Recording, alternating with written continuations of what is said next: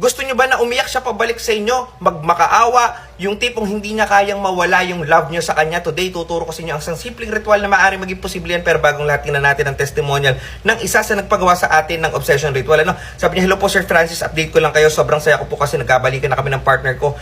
Naalala ko pa nung sinabi niya, bigyan ko daw siya ng time para makapag-isip. Kahit napakahirap sa part ko, nagtiis ako.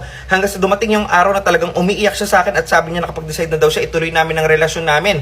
Di daw niya kayang mawala ang love ko sa kanya, no? Maraming salamat po sa tulong niyo. Tuloy-tuloy lamang po sana ang ritualan hanggang mawala at makalimutan na niya ng tuluyan ng third party na involved. God bless po at more power sa inyo. Pakihide na lang po ang identity ko. Sabi ko, ayan ang napaka-positive kumpara sa negatibong pag-iisip mo noon. Kapit lang, things will get better. Obsession ritual yan. Ano po pwede natin gawin na maaaring gumaya ng same effect na yan? Kumuha po ng isang pirasong kandila at ibulong lamang po ang mga salitang ito. Sa kanyang picture, tuluan lamang po ng 7 tulo doon sa may mukha na area. Patayin po yung kandila at ulitin lamang po yan araw-araw until such time na makuha mo yung effect na gusto mo. Pero kung gusto mo magpagawa ng ritual tulad nito, ay maaari mo ako i-PM Francis Chris Valencia. Ingat ka palagi.